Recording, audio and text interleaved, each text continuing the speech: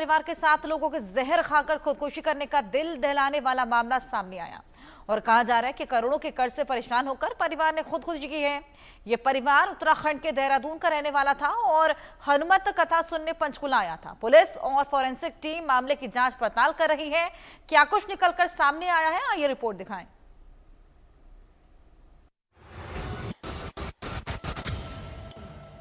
खुदकुशी की मिस्ट्री, बुराड़ी से पंचकुला तक हिस्ट्री। पंचकुला में 7 शव बरामद, आखिर क्या थी मुसीबत? रोंगटे खड़े कर देने वाली स्टोरी, पंचकुला की सुसाइड मिस्ट्री। ये कहानी है कर्ज के महाजाल में फंसकर जिंदगी से हार मानने की, कहानी है जिंदगी से टूट जाने की, कहानी है खुद और सारे परिवार को खत्म कर देने की। हालांकि पूरे मामले की अभी जांच चल रही है, लेकिन पंचकुला में खुदकुशी की थ्योरी फिलहाल यही सामने आ रही है। इन तस्वीरों को देखिए। कभी देहरादून में मित्तल का परिवार खुशहाल परिवार था, लेकिन इस परिवार को जाने क्या सूझा, मौत को गले लगाने को मजबूर हो गया। देहरादून के इस परिवार के 7 लोगों ने हरियाणा के पंचकुला के सेक्टर 27 में जहर खाकर खुदकुशी कर ली।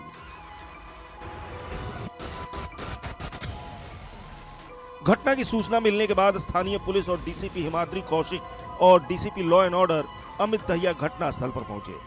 सबसे पहले जहर खाए सभी 7 लोगों को ओजस अस्पताल में भर्ती कराया गया। जहर निकालने की कोशिश भी हुई, लेकिन जान नहीं बचाई जा सकी।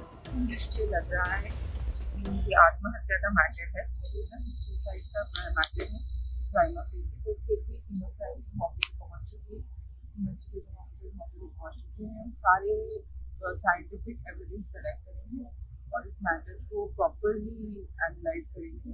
बट हमारी अभी फोरेंसिक टीम आई है, पूरा वहाँ पे एनालाइज करके गाड़ी के अंदर क्या है और क्या इसके रीजंस थे।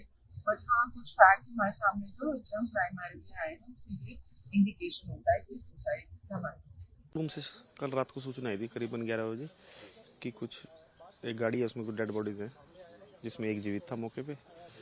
तो उस पर सूचना पर हम पहुंचे।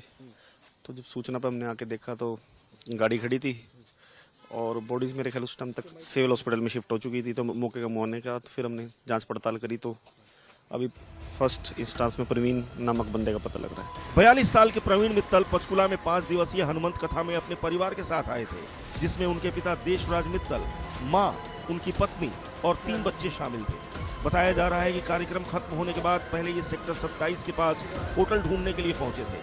फिर अचानक परिवार के मुखिया प्रवीण मित्तल ने अपने पूरे परिवार के साथ जहर खाकर खुदकुशी कर ली। जश्नदीदों को देर रात करीब 11 बजे पंचकुला के सेक्टर 27 में एक मकान के बाहर खड़ी एक गाड़ी मिली। इस गाड़ी के शीशे पर तौलिया लगा हुआ था। ऐसे में लोगों को शक हो गया। जश्नदीदों में से एक पुनीत राणा के अनुसार गाड़ी में मौजूद सभी 7 लोग बुरे तरीके से तड़प रहे थे। पूरा परिवार उल्टियां कर रहा था। इस गाड़ी में से एक व्यक्ति गाड़ी से बाहर निकलने की कोशिश कर रहा था। जब लोगों ने उससे बात की तो उसने बताया कि वो काफी कर्जे में दबा हुआ है और इसीलिए उसने परिवार सहित जहर खाकर खुदकुशी की कोशिश की है। उसने ये भी कहा कि वो जल्द मरने वाला है। घटना के बाद मृतक प्रवीण मित्तल के ससुर राकेश कुमार गुप्ता का छोटा सा बयान सामने आया। उनकी माने तो उनकी बेटी यानी प्रवीण मित्तल की पत्नी बहुत दबाव में रहती थी, यानी आगे जांच के एंगल में पारिवारिक कलह भी सामने आ सकती है।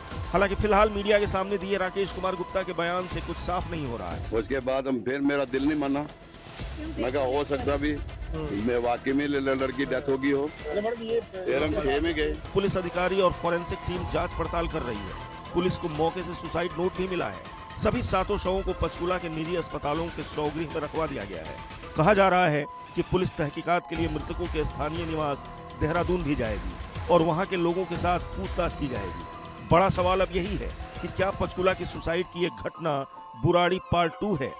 जैसा कि आपको मालूम होगा कि साल 2018 में उत्तरी दिल्ली के बुराड़ी में एक ही परिवार के 11 सदस्य एक साथ मृत पाए गए थे। इनमें से 10 के शव फंदे से लटके मिले थे, जबकि सबसे बुजुर्ग महिला नारायणी देवी का शव मकान के दूसरे कमरे में फर्श पर पड़ा हुआ था। मरने वालों में 15 साल से लेकर 57 साल तक के लोग शामिल थे। बुराड़ी की घटना की असली वजह क्या थी, यह अब तक पता नहीं चला है, जबकि इसके पीछे तंत्र मंत्र जैसी कई बातें सामने आई थी। उम्मीद की जानी चाहिए कि पंचकुला में घटी यह घटना मिस्ट्री साबित नहीं होगी, बल्कि इसके पीछे की असली वजह सामने आएगी। पंचकुला से साक्षी शर्मा के साथ ब्यूरो रिपोर्ट, इंडिया न्यूज।